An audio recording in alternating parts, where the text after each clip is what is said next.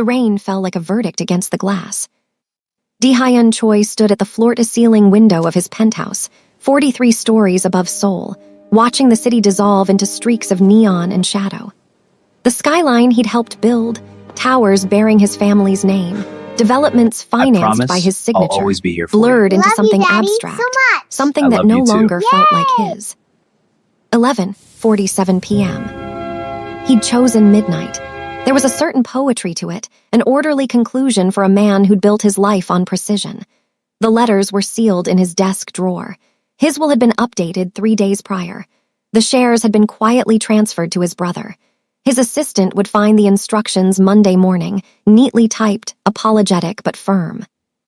Everything arranged, everything controlled. One last act of mastery over a life that had felt increasingly unmanageable. The penthouse was silent. He dismissed his staff at 6, told them not to return until Tuesday. No one would interrupt. No one would stop what he'd planned for this final night. Di-hyun moved to the bar cart, poured whiskey he wouldn't drink, and set it down untouched. His hand trembled slightly, the only visible crack in his composure. The grieving Korean billionaire who commanded boardrooms across 3 continents couldn't steady his own fingers in the privacy of his home. The grief had been with him for 8 months now, since the accident, since the funeral he'd attended alone, standing apart from the crowd, unable to explain to anyone why he was there, why it mattered, why the loss of someone he hadn't seen in 5 years had hollowed him out completely. His therapist, the 4th one, the only one he'd been honest with, had asked him what he was really mourning. He hadn't answered. Because the truth was complicated. He was mourning a version of himself that had died years before the accident. He was mourning choices he couldn't unmake. He was mourning the realization that wealth and power had given him everything except a reason to use them. The clock on the wall read 11:51. He walked to his desk, opened the drawer, touched the corner of the envelope addressed to his father. Inside, an explanation, an apology, a release. Then the doorbell rang. The sound cut through the silence like a knife through silk. Di-hyun froze, his hand still on the envelope. No one came to this penthouse unannounced. Security had strict instructions. The building staff knew better. He waited. Perhaps he'd imagined it. The doorbell rang again, insistent, deliberate. Then softer, a small knock, the kind a child might make. Di-hyun's heart kicked against his ribs. He moved to the door, checked the security screen, and felt the floor shift beneath him. 2 little girls stood in the hallway. Black twin girls, no older than 5 or 6, wearing matching denim jackets over different dresses, one lavender, one buttercup yellow. Their hair was styled in careful puffs and braids, and they held hands, looking up at the camera with identical expressions of nervous determination. He opened the door. They looked up at him, truly looked, with eyes that seemed to catalog his face, searching for something they recognized. The one in lavender spoke first, her voice clear and careful. "Are you Di-hyun Choi?" His throat closed. He managed a nod. The one in yellow, quieter but no less direct, added, "Our mommy said if anything happened, we should find you." She paused. "She said you're our father." The world tilted. Di-hyun gripped the doorframe, his carefully constructed final night collapsing like a house of cards. The words echoed in his head, "Our father," and suddenly he was looking at these 2 small faces and seeing pieces of himself reflected back. The shape of the older one's eyes, the way the younger one tilted her head when she studied him. Hidden daughters. The realization moved through him like an earthquake. "Who?" His voice cracked. He tried again. "Who is your mother?" "Anya," the girl in lavender said simply. Then, with the brutal honesty of children, "She's in the hospital. She's really sick. Aunt Claire brought us, but she said we should meet you ourselves. She said we deserve to know you." A pause. "Before." "Before." The word hung in the air like smoke. "Can we come in?" the one in yellow asked. "It's cold in the hallway." Di-hyun stepped back automatically, and Kiona and Marielle walked into his penthouse, as if crossing a threshold into a future none of them had planned. Before we continue, if you believe one unexpected moment can change a life, take a second to like this video, subscribe, and tell me in the comments where you're watching from. They moved through his space with the unself-conscious curiosity of children exploring a museum. The one in lavender, Kiona, he'd heard, went straight to the window, pressing small palms against the glass to watch the rain. The one in yellow, Marielle, studied his bookshelves with a tilted head, scanning titles as if committing them to memory. Di-hyun closed the door and stood frozen in his own entryway, watching these two small strangers who claimed to be his daughters dismantle his isolation simply by existing in it. "This is really high up," Kiona said, not turning from the window. "Are you scared of heights?" "No." "Good," Marielle is, a little. "I'm not scared," Marielle corrected quietly. "I just don't like looking down." "That's what scared means." "It's what cautious means." They bickered with the ease of siblings who'd spent 5 years learning each other's edges. Di-hyun felt something twist in his chest, not quite pain, not quite longing, but some complicated hybrid of both. "How did you find me?" he asked. Kiona turned from the window. "Aunt Claire drove us. She knows where you live because Mommy used to talk about you, about this building. She said you lived in the sky." "We thought she meant heaven," Marielle added, "but she meant the penthouse." "Is that like heaven?" Kiona asked, genuinely curious. Di-hyun looked around his immaculate apartment. Designer furniture, original art, floor-to-ceiling windows overlooking a city he owned pieces of, and thought about the envelope in his desk drawer. "No," he said quietly, "it's not like heaven at all." Marielle moved closer, her small face serious. "Are you sad?" "Why would you ask that?" "Because you look like Mommy looks sometimes, when she thinks we're asleep, like you're carrying something heavy." The observation was too accurate, too perceptive. These weren't ordinary children. They'd been raised by someone who taught them to see. Anya. The name opened chambers in his memory he'd sealed shut. Anya Sinclair. The woman he'd met 6 years ago at a conference in Singapore. The development consultant who'd challenged him in a panel discussion, defended her position with data and elegance, then agreed to have dinner with him despite, or perhaps because of, their professional disagreement. 3 months of late-night conversations, 6 months of carefully hidden meetings, a year of loving someone while terrified of what that meant. And then his father's diagnosis, the family pressure, the expectations, the choice between building an empire and building a life. He'd chosen wrong. She'd left Seoul without telling him she was pregnant. Left because he'd made it clear, in 1,000 small ways, that his family's legacy mattered more than their future. "Your mother," Di-hyun said carefully, sitting down because his legs suddenly felt unsteady. "Anya, what's wrong with her?" "Cancer," Kiona said, the word too big for her small mouth. "It's in her brain. The doctors are trying new medicine, but..." She shrugged, a gesture that tried to appear casual but couldn't hide the fear underneath. "She didn't want us to come," Marielle added. "She said you had your life and we had ours, but Aunt Claire said that wasn't fair, that you should know, that we should know you." "Before," Kiona finished. That word again, before. Before Anya died. Before these girls lost their mother. Before Di-hyun lost the chance to know he had daughters at all. "How old are you?" he asked, though part of him already knew the math. 5 3/4, Kiona said. "Our birthday is April 23rd. We'll be 6. 6 years. Anya had been raising them alone for almost 6 years while he'd been. What had he been doing?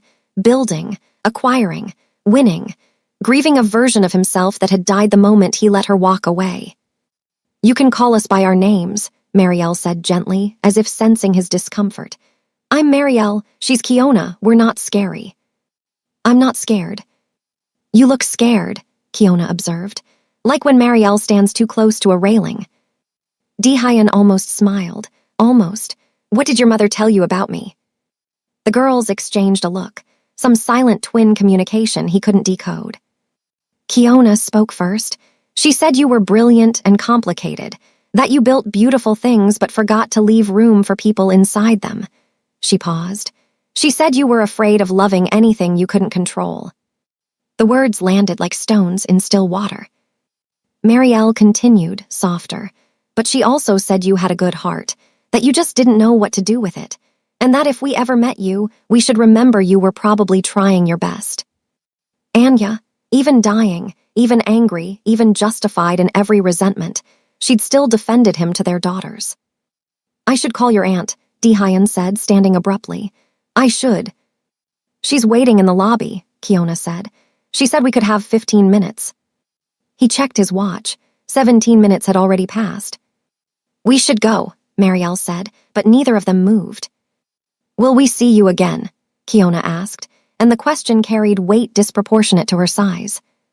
Dehyun looked at these two small girls, hidden daughters who'd appeared on his final night like some kind of cosmic intervention, and felt the careful architecture of his despair crack open. Yes, he heard himself say. Yes, you will. Promise, Marielle asked. I promise. People break promises, Kiona said, not accusingly, just factually. I won't, Dehyun said, and meant it with a ferocity that surprised him. They left with hugs that felt both awkward and essential, and after they were gone, Dehyun stood in his penthouse, still silent, still 43 stories above Seoul, still surrounded by everything he'd built, and walked back to his desk. He took out the envelope, looked at it for a long moment. Then he put it in the shredder. The hospital smelled like antiseptic and desperation. Dehyun arrived at 4:47 a.m., after calling in favors, after speaking to administrators, after making it clear that he would see Anya Sinclair whether visiting hours permitted it or not. Money, he'd learned, could open most doors, even the ones labeled family only. A nurse escorted him through fluorescent corridors to room 412. She's awake, the nurse said, but weak, please don't. I know, Dehyun said. The nurse nodded and left him at the door. He stood there for 3 full minutes before knocking. Come in, Anya's voice called, softer than he remembered but still carrying that particular cadence that had once undone him completely. He opened the door. She was sitting up in bed, backlit by the early morning light coming through the window. An IV line ran to her left arm. Her natural hair was wrapped in a silk scarf. She'd lost weight. He could see it in her face, her collarbones, her hands resting on the pale blue blanket. But her eyes, when they met his, were still sharp, still Anya. Dehyun, not a question, a statement. Anya, he closed the door behind him, stayed near it. Your sister brought our daughters to my penthouse last night. I know. Claire called me after, I'm sorry. I told her not to. Why? He moved closer. Why didn't you tell me? She was quiet for a moment, studying him the way she'd once studied development proposals, looking for structural weaknesses, logical flaws, hidden motivations. Because 6 years ago you made it very clear what mattered to you, she said finally. Your family's business, your father's approval, your position. When I told you I was leaving, you didn't ask me to stay. You didn't fight. You just let me go. You didn't tell me you were pregnant. No, she shifted slightly, wincing. I didn't, because I knew what would happen. You would have married me out of obligation, built us a beautiful cage, resented us eventually for being the thing that trapped you. She paused. I loved you too much to watch that happen. The truth of it sat between them like a third presence. And now, he asked. Now I'm dying, Anya said simply. And Kiona and Marielle deserve to know their father, deserve to have family beyond Claire, deserve. She trailed off, looked away. They deserve a second chance at having you, even if I didn't. A second chance. Dehyun crossed to her bedside, pulled up a chair, sat. Tell me about them. So she did.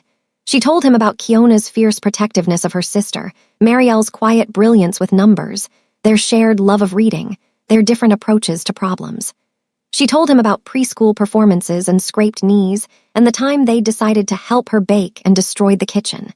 She told him about raising them in Boston, about her work, about building a life that was full and good despite his absence. She told him about her diagnosis 8 months ago, about the surgery, the treatments, the cautious optimism that had collapsed into grim reality. I have maybe a year, she said. If the new protocol works, less if it doesn't. Dehyun felt his throat tighten. I'm sorry. For what? You didn't give me cancer. For not fighting for you, 6 years ago, for letting you leave, for... Stop, Anya's voice was gentle but firm. We can't rebuild the past, Di-hyun. We can only work with what's in front of us. She met his eyes.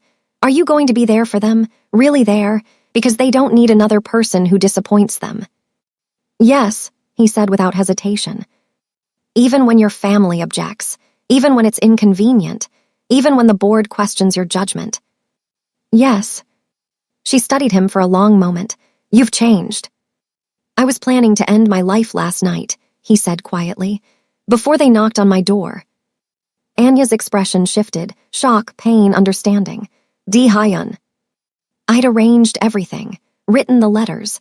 I was alone in my penthouse with a plan and no reason to deviate from it.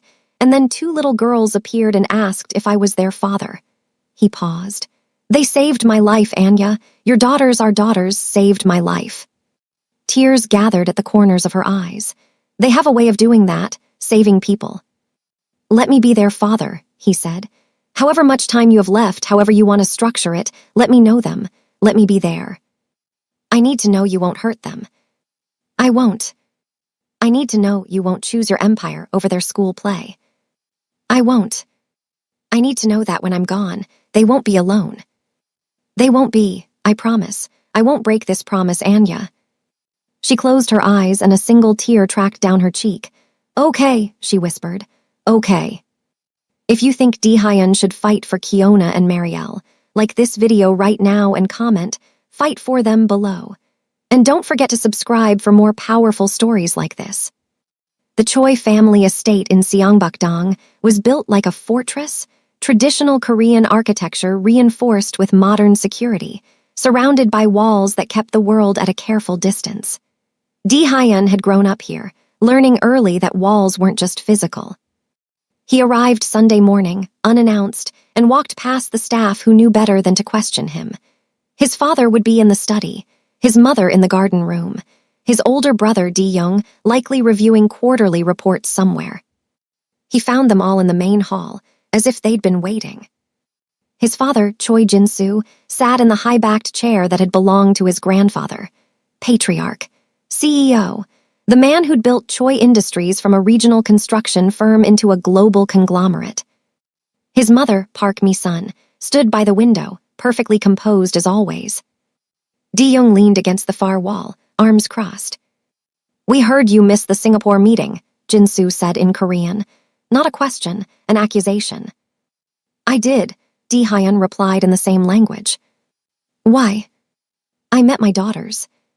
The silence that followed was absolute. Mi-sun turned from the window. What did you say? I have twin daughters, 5 years old. Their mother is dying. I met them Friday night. This is impossible, his mother said. It's not. Di-young pushed off the wall. Who's the mother? Anya Sinclair, the woman I was seeing 6 years ago. The American consultant, his father said, and the disdain in his voice was subtle but unmistakable. The one you ended things with. The one I let go, because you made it clear she wasn't acceptable. We made it clear, Jin-soo said sharply, that you had responsibilities, a position to maintain, standards to uphold. And I upheld them. Di-hyun's voice was calm, controlled. I walked away from the woman I loved. I buried myself in work. I became exactly what you wanted, and it nearly killed me. Mi-sun stepped forward. Don't be dramatic. I was going to end my life Friday night, he said quietly. I'd planned it, every detail, and then Kiona and Marielle knocked on my door.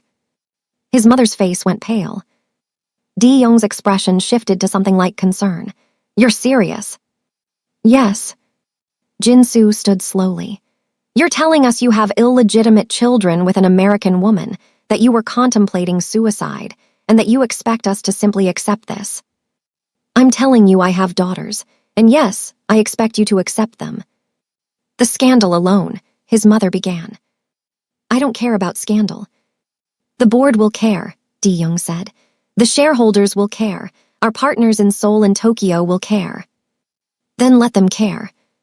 Jin-soo moved closer, his presence commanding. You've worked for 15 years to build your position in this company, to prove yourself worthy of succession, and you're willing to throw that away for 2 children you just met. They're not 2 children, Di-hyun said.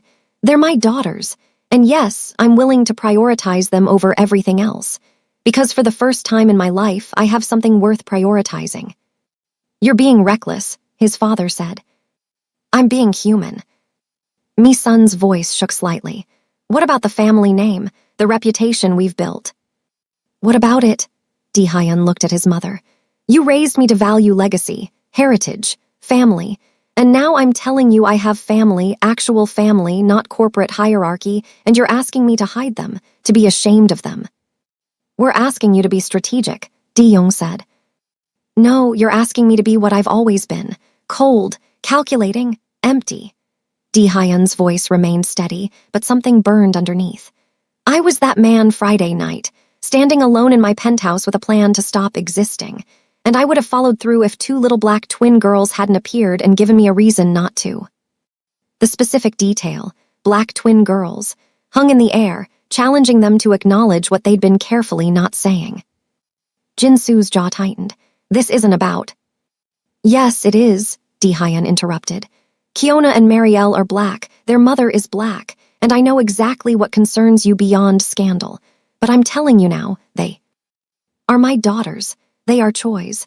And if this family can't accept them, then I don't need this family. The ultimatum landed like a stone in still water. His mother looked at his father. Di-young looked at the floor. Jin-soo's expression was unreadable. You would walk away from Choi Industries. Without hesitation. From your position, your inheritance. From all of it. For children you've known for 3 days. For my daughters, yes. His father stared at him for a long moment. Then, quietly, what do you want from us? Acceptance, not tolerance, actual acceptance. And if we can't provide that immediately, then stay away from them until you can. Mi-sun made a small sound. Di-hyun. I'm not negotiating, he said gently. I'm not asking permission, I'm informing you of reality. Kiona and Marielle exist. I'm their father. I will be in their lives. Everything else, your approval, the company, my position, is secondary. Di-young spoke up. The practical question is how we handle this publicly. Honestly, Di-hyun said, I have daughters, I didn't know about them. Now I do, that's the statement. The media will eviscerate you. Let them. The board can be replaced. Jin-soo walked to the window, hands clasped behind his back. When he spoke, his voice carried something Di-hyun had rarely heard, uncertainty. You've thought this through. Every angle. You're prepared to lose everything. I already had nothing. They gave me everything. His father was quiet for a long moment. Then, bring them here. Di-hyun blinked. What? Your daughters, bring them here. Let us meet them. Why? Jin-soo turned. Because despite what you think, family still matters to me, and if they're Choi's, they should know where they come from. He paused. I can't promise immediate acceptance, but I can promise I'll meet them, see for myself. It wasn't love, it wasn't even warmth, but it was movement. Next Sunday, Di-hyun said. If Andya is well enough, she comes too. His mother looked stricken. The mother as well. She's part of this. She's always been part of this. Mi-sun exchanged a look with her husband, then nodded slowly. As Di-hyun left the estate, Di-young followed him to the car. I've never seen you like this, his brother said. Like what? Certain, you're always calculating, always hedging, but you just walked in there and chose them without hesitation. Yes. Why? Di-hyun opened his car door, then turned back. Because they changed everything, Di-young. Every priority, every calculation, every reason I had for existing. They knocked on my door and changed everything. His brother nodded slowly. For what it's worth, I hope they do accept them. The girls, I mean, because I think you're right, I think you needed this. It was the kindest thing Di-young had said to him in years. The following Friday, Di-hyun attended his first kindergarten event. Kiona and Marielle's international school in Itaewon was hosting a spring showcase, children's artwork displayed in the gym, small performances scheduled in the cafeteria. Andya, recently discharged for a few days before her next treatment, had planned to attend. But she'd called that morning, exhausted, apologetic. I can go, Claire had offered over the phone. No, Dehyun said. I will. He arrived at 2 p.m. wearing a suit. He'd attempted business casual, but felt unmoored without the armor, and entered a gymnasium transformed by construction paper flowers and tempera paint rainbows. The girls spotted him immediately. Marielle's face lit up completely, and she grabbed Kiona's hand, pulling her toward him. They crashed into his legs with the particular enthusiasm of children who hadn't yet learned restraint, and Dehyun found himself kneeling down to their level, accepting hugs that felt both foreign and necessary. You came, Kiona said, slightly breathless. I promised. Mommy said you had important business, Marielle added. I rescheduled it. The girls exchanged a look, that twin communication he was beginning to recognize, and Kiona smiled. That's what dads do, right? Show up. Yes, he said quietly. That's what dads do. They led him to their artwork on the wall. Marielle had painted a family portrait, 5 figures holding hands, though Dehyun noticed he was rendered in careful detail, suggesting she'd studied his face. Kiona had created an elaborate cityscape that included a building she'd labeled Dad's Tower. Is it accurate? She asked, pointing to the proportions. Very, he said, throat tight. Other parents were watching now, whispering.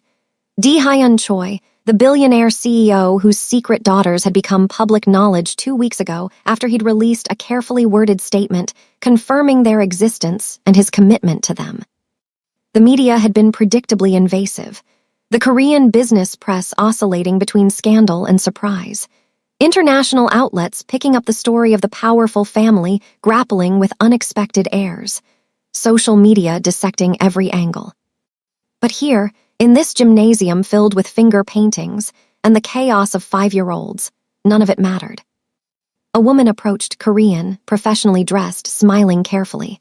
Mr. Choi, I'm Sarah Kim, Kiona and Marielle's teacher. It's good to meet you. The girls talk about you constantly. She lowered her voice. I hope you don't mind, but there are some parents who have been curious about the situation. I'm sure there are. Would you be willing to address it? I only ask because the speculation has been disruptive, and I think if you simply acknowledged. Of course. Sarah looked surprised. Really? Yes. She led him to the small stage at the front of the gymnasium. The girls followed, each holding one of his hands. When Sarah called for attention, the crowd gradually quieted. Dehyun stood there with Kiona and Marielle on either side of him and spoke without notes, without calculation. Good afternoon. My name is Dehyun Choi. I'm Kiona and Marielle's father. He paused, felt their small hands grip his tighter. I know there's been media attention, questions about my family, so I want to be clear, these are my daughters. I love them. They are Choi's, and anyone who has concerns about that can speak to me directly. It wasn't a long speech. It wasn't particularly eloquent, but it was honest. A few parents started clapping. Others joined. Not everyone, some remained silent, some looked uncomfortable, but enough that the girls smiled. Afterward, as they ate cafeteria cookies and watched a recorder performance that was more enthusiasm than accuracy, Marielle leaned against him. Thank you for coming, she said quietly. You don't have to thank me. Mommy says we should always say thank you when people show up for us. Your mother is very wise. She says you used to be afraid, Kiona added, matter-of-factly, but that you're learning. Dehyun considered that. Yes, I suppose I am. Learning is good, Marielle said. Everyone has to learn things like how to be a dad. And how to be a person, Kiona added. Out of the mouths of 5-year-olds, Dehyun thought, it's hard for us. Wisdom he'd spent decades avoiding. The family dinner happened 3 weeks after that first meeting in the penthouse. Anya was weak but insistent on attending. Dehyun sent his car for her, Claire, and the girls. When they arrived at the Choi estate, he met them at the entrance, nodding his mother watching from an upstairs window. The girls wore matching dresses, their own choice, Claire had explained, and Anya wore a wrap dress that couldn't entirely hide her weight loss but still carried elegance. Ready? He asked quietly. No, Anya admitted, but let's do it anyway. The formal dining room had been set with their finest china, a gesture that could be read as either honor or intimidation. Di-hyun's parents, his brother, and his brother's wife were already seated. Jin-soo stood when they entered, a formal gesture, but a gesture nonetheless. "Welcome," he said in English, then Korean. Mi-sun rose as well, her expression carefully neutral. The girls held back slightly, instinctively protective of their mother, but Anya placed gentle hands on their shoulders and moved forward. "Mr. and Mrs. Choi," she said calmly, "thank you for inviting us."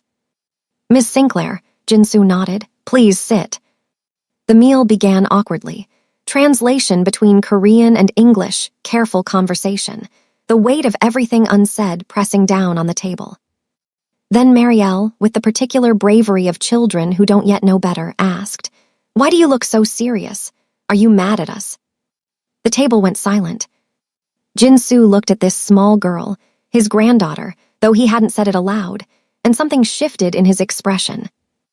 "No," he said carefully, "we're not mad, we're adjusting." "To what?" Kiona asked. "To change." "Change is good," Marielle said, repeating something Anya clearly taught them. "That's what Mommy says. Change means growing." Mi-sun made a small sound, somewhere between laughter and tears, and looked away. Di-young's wife, Min-hee, who'd been silent until now, spoke up. "Your dresses are beautiful. Did you choose them yourselves?" The girls brightened, and suddenly they were talking about favorite colors and why matching was important, and how they were exactly 3 minutes apart in age and Kiona was technically older, but Marielle was technically wiser. The adults listened, and slowly the table transformed. After dinner, as the girls explored the garden with Claire supervising, Anya stood on the terrace with Di-hyun. "Your mother cried in the bathroom," Anya said quietly. "I heard her when I walked past." "Is that good or bad?" "I think it's human." Jin-soo appeared beside them, moving with the careful deliberation of a man navigating unfamiliar terrain. "Miss Sinclair," he said, "may I speak honestly?" "Please." "This is not what I wanted for my son, not this complexity." "I understand." "But," Jin-soo continued, "watching him with your daughters tonight with his daughters, I saw something I haven't seen in years. He was present, fully present, not performing, not calculating, just there." Anya nodded. "They have that effect." "When you're gone," he paused, recognizing the brutality of the phrasing. "I apologize. When you pass, the girls will need stability, security, family." "They'll have their father," Anya said firmly. "Yes, and they'll have us, if you'll permit it." It was an offer, tentative, imperfect, but real. Anya looked at Di-hyun, who nodded slightly. "I would like that," she said. "They deserve to know their heritage, both sides of it." Jin-soo bowed slightly, a gesture of respect, and returned inside. "That was harder for him than you know," Di-hyun said. "I know, but he did it anyway. That matters." They watched Kiona and Marielle chase each other through the garden, their laughter carrying across the evening air. "They saved you," Anya said softly. "You know that, right?" "Yes." "I'm glad, because I needed to know they'd have a father who wanted to live, not just survive, actually live." "Anya." "Don't," she held up a hand. "Don't say things we both know won't help, just be there for them, that's all I need." "I will, I am." "Good." The Choi Industries board meeting happened 6 weeks after the girls entered his life. The agenda item was listed as Leadership Review and Succession Timeline, but everyone knew what it really meant. The board would decide whether Di-hyun's personal life made him unsuitable for succession. 16 board members, old guard, conservative, powerful. Di-hyun sat at the table, his father at the head, his brother to the right. Lee Sang-min, the oldest board member, spoke first. "We've all seen the media coverage, the photographs, the speculation. The question before us is whether Di-hyun's situation impacts his fitness to lead this company." "Define situation," Di-hyun said calmly. "Secret children suddenly appearing, an American mother, biracial daughters, public spectacle." "I prefer to define it as, I have daughters I'm committed to. What's the concern?" Park Jae-hoon, another senior member, spoke up. The concern is judgment. You hid this relationship. These children appeared unexpectedly. It suggests a lack of control, a lack of... I didn't hide anything, Di-hyun interrupted. I didn't know they existed until 6 weeks ago. Their mother chose not to tell me. And while I regret the circumstances, I don't regret claiming them publicly. But the optics, someone started. The optics, Di-hyun said sharply, show a man taking responsibility for his children, supporting their dying mother, integrating them into his life. Since when is that a liability? Since it affects shareholder confidence, Lee said bluntly. We've had inquiries, questions about stability, about your priorities, about whether you can lead a global company while managing this complexity. Di-hyun stood. Let me be very clear about my priorities. In the 6 weeks since Kiona and Marielle entered my life, I've canceled exactly 3 meetings. 2 were redundant. 1 was ceremonial. In that same period, I've closed the Singapore acquisition, finalized the European expansion, and increased our Q2 projections by 8%. My personal life hasn't diminished my professional performance. It's enhanced it. Because you're trying to prove something, another member said. Because I finally have something worth working for beyond quarterly returns. Sentiment doesn't. Sentiment drives leadership, Di-hyun countered. I've spent 15 years being exactly what you wanted, cold, calculating, perfectly controlled, and that version of myself nearly ended his own life. The man standing here now, the man who has daughters and shows up for them, is a better leader than I've ever been, because I finally understand what I'm building for. Pretty words, Lee said, but some of our traditional partners have expressed concern about the girls, about their background. There it was, the thing everyone had been carefully not saying. Their background, Di-hyun repeated, voice dangerously quiet. You mean the fact that they're black? The room went still. That's not, someone started. Yes, it is. Di-hyun looked around the table. Let's be honest. The concern isn't about judgment or optics or leadership. It's about the fact that my daughters are biracial, that their mother is black, that this challenges your comfortable assumptions about what a Choi family looks like. You're simplifying, Park said. I'm clarifying. So here's what happens next. I will continue to be the best CEO this company has had. I will continue to deliver results. I will continue to expand our global presence. And I will also be father to Kiona and Marielle. Publicly, proudly, unapologetically. He paused. If this board can't accept that, then you'll need to find a new successor. But I promise you won't find anyone better. Jin-soo finally spoke. Enough! We've heard the concerns. We've heard Di-hyun's response. The financial performance speaks for itself. His leadership is exemplary. This board will not make decisions based on prejudice disguised as prudence. Chairman, Lee started. No, Jin-soo's voice carried absolute authority. My son has 2 daughters. They are Choi's. He will be their father and our CEO. Anyone who cannot accept that should consider whether they belong on this board. The ultimatum landed like thunder. Lee looked like he might argue, then thought better of it. The vote, when it came, was 12-4 in favor of continuing succession, planning as scheduled. Not unanimous, but enough. After the meeting, as the room emptied, Di-young approached his brother. That was the riskiest thing you've ever done. I know. You could have lost everything. I already told them I would. I meant it. Di-young smiled slightly. I know you did. That's what made it work. The penthouse wasn't silent anymore. Di-hyun stood at the window on a Friday night, watching Seoul rain-blurred and beautiful, listening to Kiona and Marielle argue about what movie to watch. They spent every other weekend with him now, a schedule negotiated with Anya and Claire, expanded gradually as everyone adjusted. Anya was still alive, still fighting, the new treatment buying months that felt like miracles. Dad, Marielle called, Kiona wants to watch the robot movie again. Because it's good, Kiona defended. We've seen it 4 times. So, Di-hyun turned from the window, smiled. What if we watch something new? Like what? They asked in unison. You choose, but you have to agree. They went back to negotiating, and he returned to the kitchen where he was attempting to make japchae, a disastrous endeavor, but Anya had insisted he learn to cook for them, and he was trying. His phone buzzed, a text from his mother. "We're planning a family gathering for Chuseok. The girls should be there. And Anya, if she's well enough. Minhee wants to teach them traditional games." He replied, "I'll ask, thank you." They're family now. This is what family does. 6 months ago, that message would have been unthinkable. The doorbell rang. Di-hyun checked the security screen, Anya and Claire, dropping off an overnight bag the girls had forgotten. He opened the door, and Anya smiled tiredly. "Forgotten items," she said, holding up a backpack. "Come in, I'm making dinner, terribly." "I should." "Come in, Anya." She did, and Claire waved goodbye from the hallway.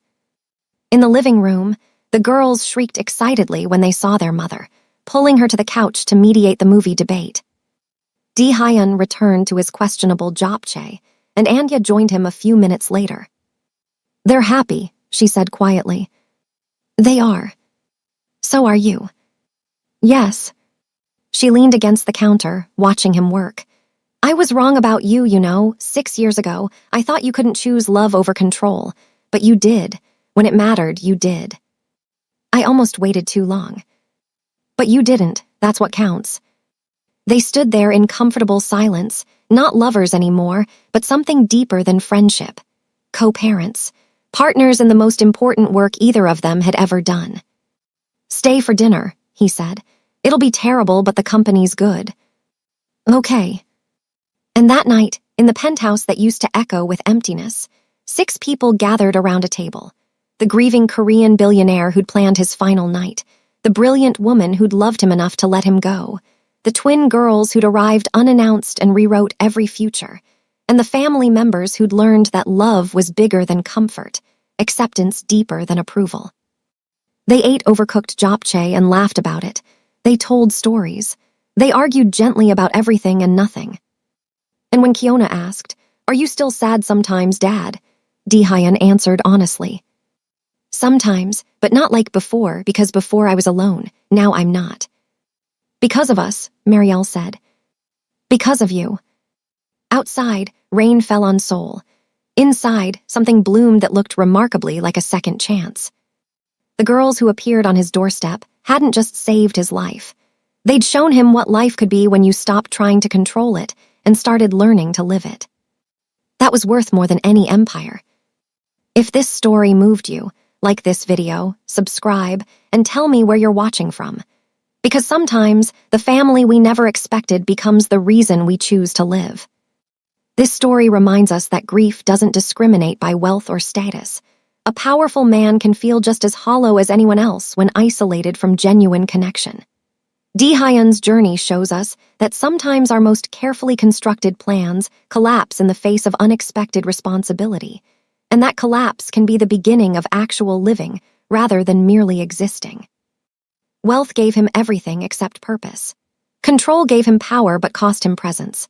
It took 2 small girls appearing unannounced to teach him what 15 years in boardrooms never could. That showing up is more valuable than succeeding, that being seen is more important than being admired, and that love, messy, complicated, inconvenient love, is the only legacy that actually matters. Their arrival didn't fix him. It gave him a reason to learn how to be broken honestly instead of perfectly. What moments in your own life arrived unannounced and changed everything? What unexpected responsibilities taught you what success never could? Share your thoughts in the comments below. If this story resonated with you, please like this video, subscribe for more stories about what it means to be human, and tell me where you're watching from. Your story matters too.